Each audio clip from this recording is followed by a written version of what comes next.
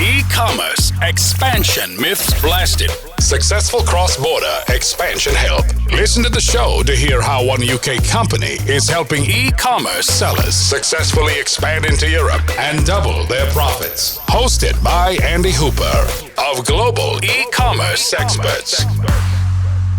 Hi, I'm Paul Rice from eComEngine. I'm the head of marketing here, and I'm excited to be here.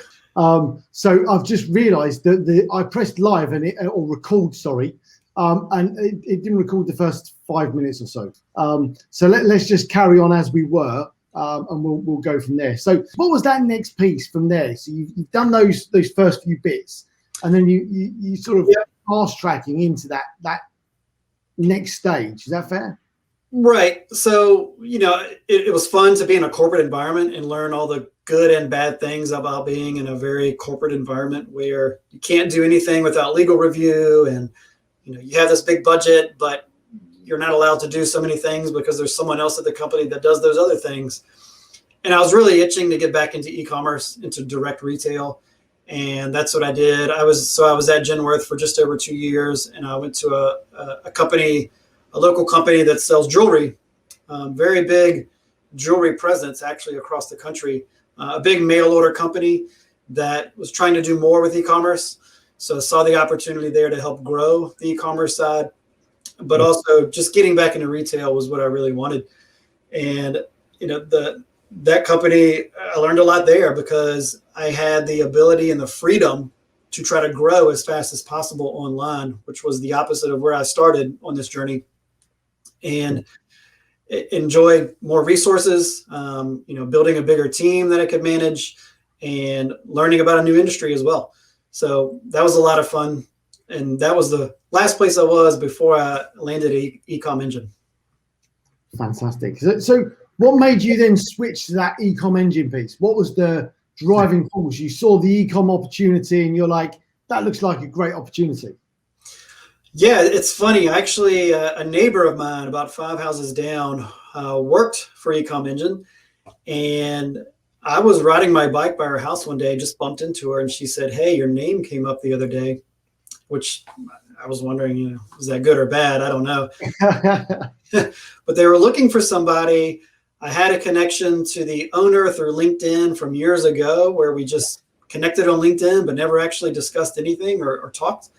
Yeah. And I hadn't put all the pieces together either, but before I bumped into her, I was actually a customer of eComEngine's for about 4 or 5 months, I believe. So I was, I could backtrack too. When I was in grad school, before I left Zip, I purchased a online company that sold baseball products. Yes. So not only was I learning at Zip, actually, I didn't buy it when I was at Zip, but when I went to the real estate company and I was in grad school, I purchased a baseball retail shop that was 100% online. There's a big, long story into how that came about that I won't bore you with, but I met the owner. I did the math. To me, I think he had a great business that I could run and grow and make it profitable and keep it profitable. It was already profitable. But he already had lots of connections to suppliers, over 50 different suppliers. He had a store, and he also had a blog that had a lot of great content on it. So I saw it as the perfect combo of something that not only I wanted to do, but could successfully do. So I took a big risk, and I did it during grad school, which was pretty foolish because I already didn't have much time. And I took on this company, and I was staying up almost every night till 2 a.m. processing orders because I couldn't do it during the day. But I absolutely loved it and learned so much more there, learned more about business ownership directly. And fast forward to when I was at the jewelry company and nearing the end of my term there, I started selling on Amazon some of these baseball products.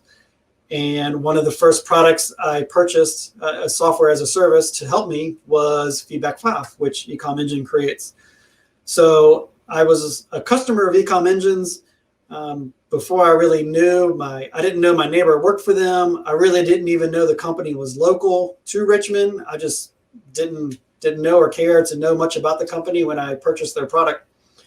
And then I bumped into her and she told me about the company. And I said, I've never heard of them. Sounds interesting. I'll go do some research and, I'll get back to you on what I think. But she definitely sold it as a place that needed a marketing leader, a place that is poised for growth, is in a great industry. But one of the biggest things was it's remote. You work from home, which I had never done before. And that was very appealing because I have some young kids. And wanting to be around them more was very appealing to me. So I talked to her. It dawned on me about a week later that I was already a customer of eComEngine, but at the time the branding was very disjointed. Feedback 5 was kind of separate from the eComEngine name. One of the first things I worked on when I started was kind of combining all of it under the eComEngine name and really pushing the eComEngine brand as opposed to the individual products. So that's how I ended up here. Basically, a neighbor told me about the opportunity, and I've been here since November 2017. Fantastic. Before we go on to the eComEngine piece, what I'd love to just touch on is your experience as a seller with Amazon and those sort of things, because many people listening to this will have sold on many different platforms, but obviously Amazon's probably the king one that most people will have cut their tooth on as well, and really sort of had an impact on. So what was your experience with that? Presumably, if that's going back a few years now, do you still have that? Are you still doing that? How did that start? Obviously, way back when, potentially. What did that look like? Yeah, I don't know exactly what clicked for me to say, hey, I should try this. It looks like it's working for a lot of people. I'm sure I was a customer of Amazon's and buying things on there. Definitely my wife was buying things on there. And at some point, I guess I must have said, hey, I already sell these things direct through my website. Maybe I can sell them on Amazon. So I don't remember exactly what triggered it in my head, but I started doing some research and finding out of all the products I already have and can already sell or can obtain, what's being sold on Amazon. And sure enough, eComEngine has another product called Market Scout, and I used that at the time to upload thousands of UPCs, and I got back all the data that told me, hey, these 10 are not being sold at all, or these 20 or 30 are at a price point that I couldn't afford because the margin was just way too tight. And I started putting a few items on there, and it grew from there. I never really focused on it full time. It's not something I really want to do because my baseball product business is very low margin. Yeah. So I never really looked at it as something I want to grow and make my only income, for example, because as you know, it's very hard to be a reseller, which is what I am. The margins are already tight, and when Amazon takes its cut, you're not making much money at all. And I'm not interested in the game of just getting a bunch of volume for a couple dollars a piece because I have a full-time job, and that's just not what I do. So that's kind of how it started. Does that answer your question? No, that's fantastic. Yeah. So you've got to so you're now at eComEngine, which I think is great. So before we go into what that looks like, why don't we just explain what eComEngine is and break down the different segments? I call them segments, but break down what that looks like. Sure. So eComEngine is a software company that right now exclusively works with Amazon. And we basically have 3 products. We have Feedback 5, which most people in the space have heard of because it's been around since 2009. eComEngine itself has been around since 2007. We were one of the first companies in the software space for Amazon sellers. We have Restock Pro, which is our inventory management product. Feedback 5 is our reputation management, review tracking, feedback building, etc. And then we have Market Scout, which is our market research or Amazon research tool. So we have those 3 products. We serve customers in over 100 different countries around the world. Big sellers, small sellers, doesn't really matter. We are building new products. We're really excited about the future of eComEngine and what's coming soon. I can't spill the beans too much about that, but come on, Paul. Stay tuned. We're doing some really good things with the products we already have, And we have some new products that we're currently working on that'll be coming out later. Yeah, I mean, I think that's, lots of sellers are using various pieces of software, aren't they? And actually, if you can start creating that all under one banner, one process, one business, that makes a lot of sense for people, doesn't it? It does. It does at some level. And we have some agencies that use us. And of course, agencies are using lots and lots of different tools for lots of different customers. And they're giving us a lot of good insight on things such as, hey, if you had this little piece, I could stop using those guys over there because it's not because it's expensive, but because it's annoying to pay $10 or $15 a month to this other company to do this one little thing. So we get a lot of great feedback from our customers. We have absolutely amazing customers, some that have been around since '09, and they're loyal. They have great businesses. They give us a lot of good feedback. And I guess we're providing a good service for them since they're still around. Yeah. So just talk me through your role at eComEngine. So I'm the head of marketing, and I have a great team. Right now, I think it's 6 of us. We have, I think, the best content in the industry. We really pay attention to writing great quality content.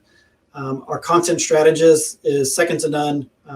She's young, she's tenacious, she wants to learn even more.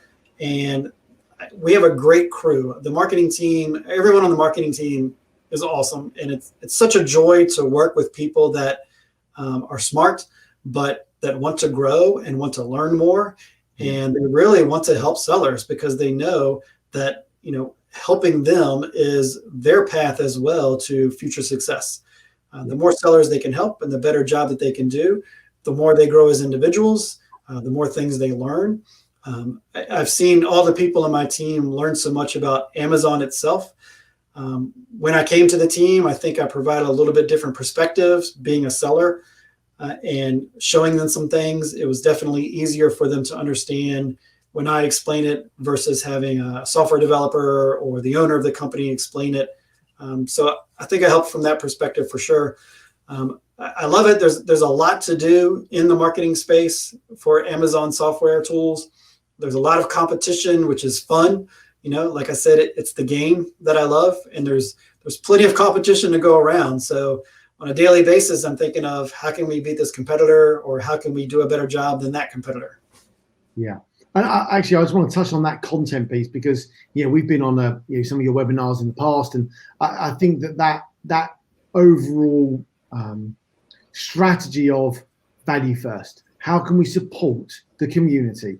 I mean, we're on a podcast now. Like, how can we support the community and give them the value so that they understand? They've got more information. They're better educated. They've got the information they need to tactically grow their businesses further. So with your content, then I'm keen to understand what have you got, like 4 key areas? What are the key? I mean, you talked about, I think, the blog piece you were talking about there. I've just mentioned the webinar. Are they the 2 pieces, or have you got some other pieces that you work on? The webinar and the blog are definitely the biggest. And I would say the blog is the most important for sure. Since we've been around so long, we have great organic rankings for our content. Yep. It's very easy for us to write a piece that hasn't been written about by anyone and get a lot of traffic right off the bat. But we strategically, over the past year and a half, have been creating content more intentionally based on data and bringing in that data focus, which wasn't me directly. It was a collaboration amongst the whole team, trying to figure out how can we write better content? How can we find the topics that people are searching for or that they don't even know they need? And we have a lot of different ways to do that now. And it's been successful. And we can see the trends over time of what we've done and how it's paid back dividends for us. But also, we're helping people. We're helping them understand the ins and outs of things that are complicated. And we have a couple articles that we get questions on. Every week we're getting comments about, I need help with this, or I don't understand this. And it helps us improve our articles. But it also shows that there are a lot of sellers out there that just are struggling with certain pieces of the ecosystem that they're trying to play in. Yeah, I mean, that ecosystem, and that's the bit where I think that's where we've that EU piece, the expand to Europe piece, you complete end to end. When people expand into new markets, it's just too difficult. They just want to know that you can hold their hand from start to finish and haven't got to worry about anything. And I think that providing the content to support sellers to do that, from your point of view, giving people the actual tactical insights. People want the insights and the data. What we've all got this huge amount of data, but what's it telling us? Like, people want to know what it's telling us. Like, otherwise there's no tactical advantage of having it in the first place. Yeah, I would say, other marketplaces is a big one. So one of those posts I was mentioning is about selling in Mexico, and it's amazing how many people write to us and say that they read the article, but they need resources, and we try to connect them to some of our good partners. But a lot of people just have questions about, legal implications, duties, taxes, all of that stuff, because it's not, it's not clear cut in every different marketplace about exactly how to do it. Yeah, and that's the hard part. I would quick plug for Global E-commerce Experts. We've nailed that piece in Europe, obviously. But anyway, so eComEngine. So we've got the 3 different pieces of software all under the one brand. What are the key things that makes those software stand out above the competitors, do you think? That's a great question. Our inventory management tool does things that no one else does, especially around bundling. And, it's not a fit for every company, for sure. We don't have, we have a lot of users using it, but it's not something that every Amazon seller would even need. You need to be a certain size company. You need to have a certain kind of supply chain. It works best in some situations, but not in others. If you're a private labeler and you have one product, you're probably not going to want to pay for it. It's probably not going to work for you. If you have a huge warehouse with hundreds of different brands and you're reselling and you have some private label or something else, whatever mix, it might work for you very well. We definitely don't want anyone to use it if it doesn't work well for them, because, as with any software product, you only want users that you're really building it for to use it, so that you get that good feedback and you don't get people saying, I tried to use this, it's a piece of junk. We get that a lot, but more often than not, we tell them, well, it doesn't work for you. Like, it's not made for that business model. But it does some things that others don't. We are right now in the process of rewriting some large chunks of it to make the UI way better, to make the logic better. And potentially, hopefully by the end of the year, we're going to add some features in there that don't exist today that sellers will be very excited about. For the Feedback 5 side, the feedback and reputation management space and review tracking, we were the first, literally, we were the first in the Amazon space to create that software. Part of our competitive advantage is that we were first. We have an enormous customer base. But when I say competitive advantage of being first, it's not because it was just being the first. It's because over the past, 12 years now, we have been building the infrastructure slowly as our customer base has grown. We can support hundreds of thousands of sellers sending millions of emails a day to get feedback and reviews, but it wasn't easy getting there. We had a lot of growing pains. I've only been here 3 years, but I've learned about all the growing pains of, getting from 5 to 10,000 customers and 10 to 50,000 customers and so on. And there are a lot of other companies in our space that are doing similar things to what we're doing, but they couldn't support the sellers that we do. They just can't support the volume. And they'll learn over time as they grow as well. If the whole space grows and there's enough, slices of the pie for everyone, they're going to learn that they have to change the way they do things to support 10 times more sellers, for example. So our infrastructure is rock solid. But I think the thing that most people see that we have that other people don't have is our customer service. Kind of going back to what I was saying about Zip, we put our customer service at the top of the industry as far as the ratings and the feedback we get from our customers. We have a big customer success team. I said service, it's really customer success. We have a big customer success team. We have a great leader in the customer success team. They will solve problems for people that they don't know how to solve because they'll go figure it out, or they'll talk to other people inside of the company and figure it out. None of them are shy about taking on complicated problems. We have a lot of resources and partners we can point them to if it's something we can't solve. But we are very responsive, and we don't settle for not giving a solution when one of our customers needs it. So with that, actually, that customer service piece, how do you deal with that? Do you have a ticketing system? Do you have an email system? What's the way you deal with that customer service piece? Basically, you can contact us many different ways. We do have a ticketing system. We run everything through HubSpot. That's the platform we use. That's our CRM. It also runs our marketing site as well. And we have online chat that can create tickets for you. But mostly it is several different customer success reps that will answer the phone, that will handle the emails that come in through the contact us page, or we have email addresses out there, in emails itself, all over the website from just being around for so long that people can contact. And other than that, those are the three main things. It's either email or chat, or if someone comes in through our help center, they can provide feedback there, questions through chat. I'm trying to think. I feel like I'm missing something else. Oh, the phone. So if someone does call us, we're going to be responsive. If we don't answer, we're going to call them back as soon as possible. And usually those calls are going to make tickets. So we have a ticketing system that'll communicate back to the customer via email, like most ticketing systems work today. And obviously, right at the beginning, you were talking about working in 100 countries. So how does that work around the globe? Have you got? Is it just based in the States? The sort of answering system. What does that look like? So we have some staff in the Philippines in the customer success team, and we have some staff in the U.S. And that allows us to have a little bit expanded hours. We don't at the current time, we don't have 24/7 chat. And basically that's because we've always wanted our customer success team to be on U.S. hours. So, a normal U.S. working hour a day is what we serve and what we really focus on, because that's the majority of our customers. Yeah. It kind of makes sense from an economic standpoint to do that.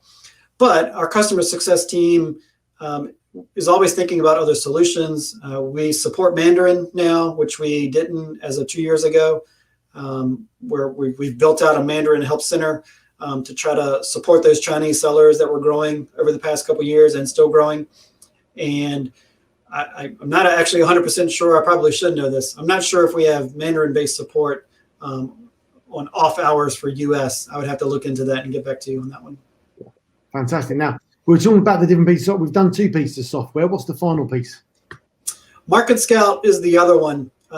Market Scout doesn't get a lot of attention from us because it's something we built many years ago, and it does a basic job.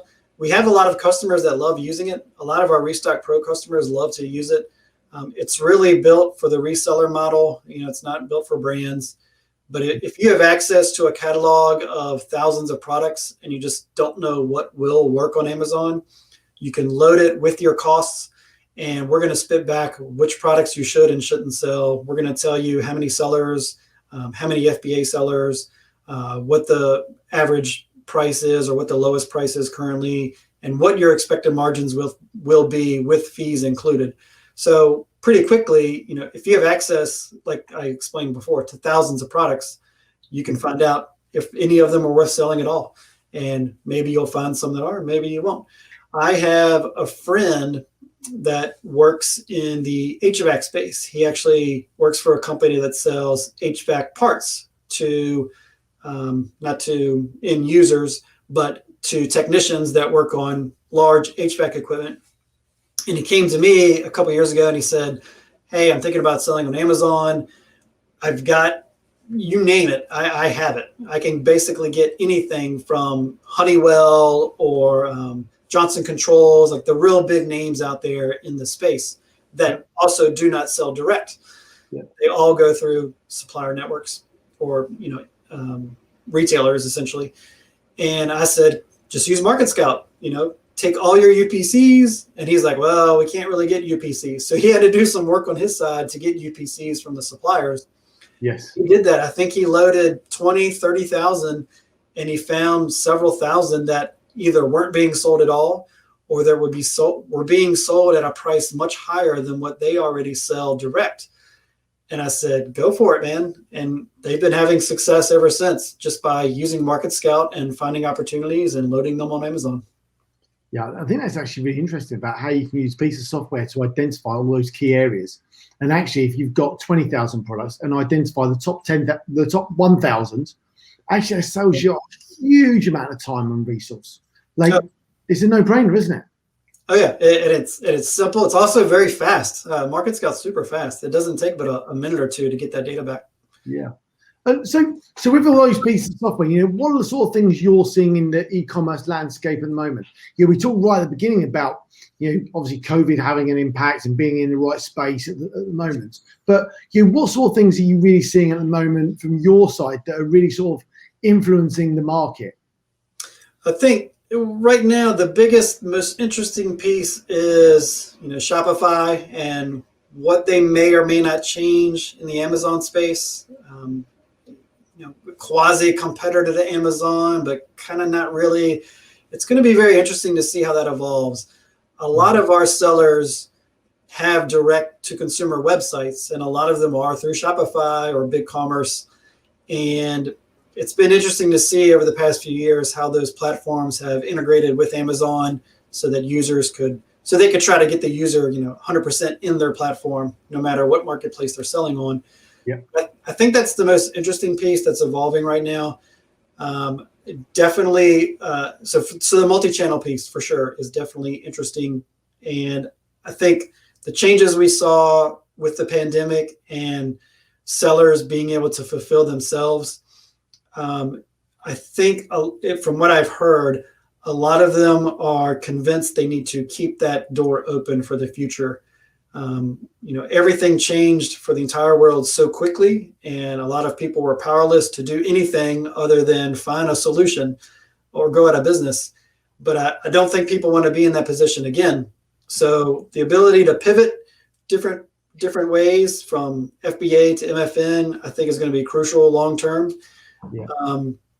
The other thing that's really interesting too is the political climate and how polarized we are, but also big tech getting involved, and potentially you never know what's going to happen. You could be selling a product that big tech thinks doesn't work very well for society, and they can make it really hard for you.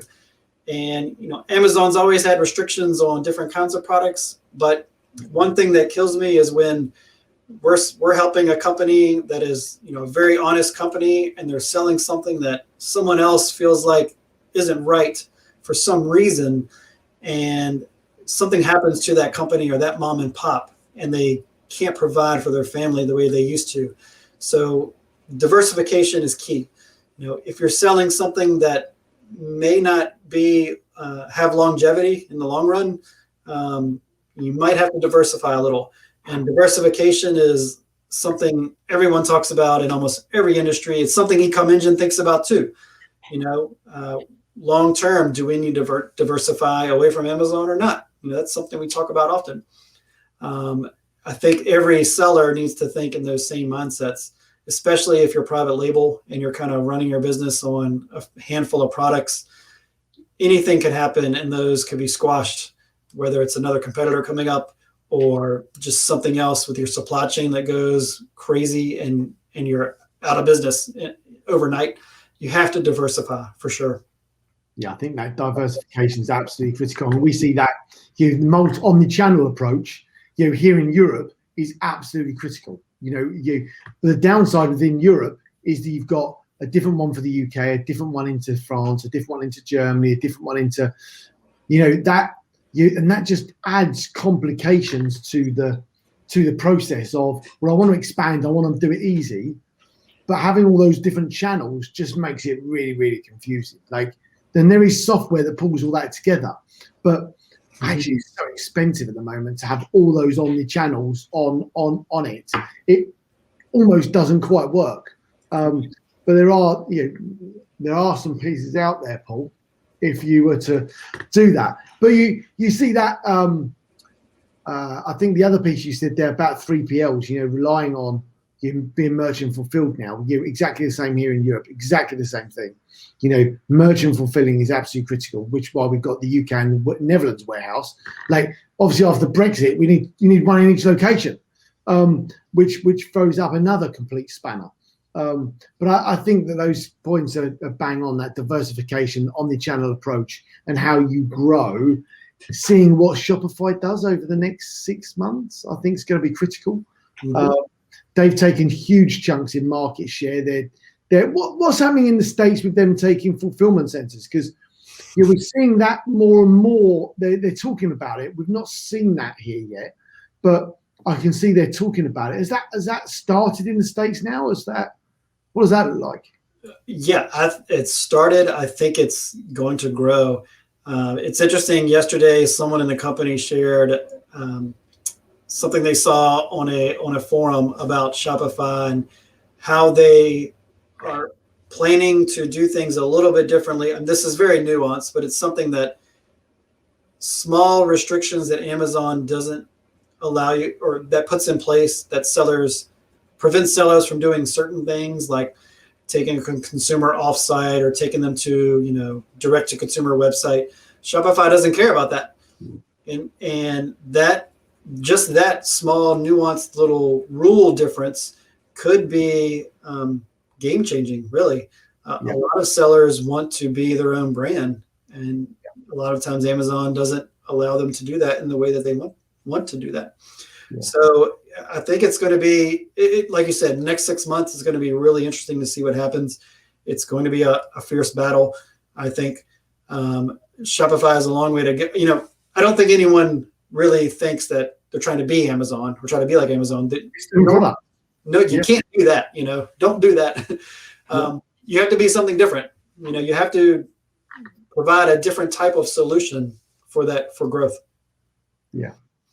I think that's the different models, different approaches, and right. Using those different approaches in different ways, because the skills you need for Amazon are different to the skills you need for Shopify. Whilst it's still e-commerce, one's already got the traffic, the one hasn't got the traffic. Like you've got to mix it up between and base it on your skills as well. Okay, fantastic. So eComEngine, if people want to get in contact with you, talk about what you find out a bit more about your software, what's the best place they can do that, Paul? eComEngine.com for sure. Look at that, as easy as that. Now, last plug from Paul. Paul, why should people use eComEngine? What's the number one factor that people come to you and say eComEngine's amazing because? If you want to grow your business on Amazon, if you want to improve your reputation, if you want to streamline your inventory management, if you want to find out, from your vast supply network, what SKUs or what ASINs are possible to sell, we have solutions for you, and we back it with our customer success team. You will not be disappointed when you work with eComEngine. Full stop. Look at that. Absolutely epic. Paul, that's been absolutely amazing. Thank you very much for your time. I really appreciate it. It's been epic having you on. It's great to hear your story and some of those things about what you've been up to and how you got to where you are today. So thank you very much. So if they want to get in contact through eComEngine.com, yeah. Yep, sounds good. Thank you, Andy, for having me on. It was a pleasure. No worries. Thank you very much, everyone. Thank you very much for listening. This was another e-commerce Expander Secrets podcast. You listen to Andy from Global E-commerce Experts and Paul from the eComEngine. Thank you very much.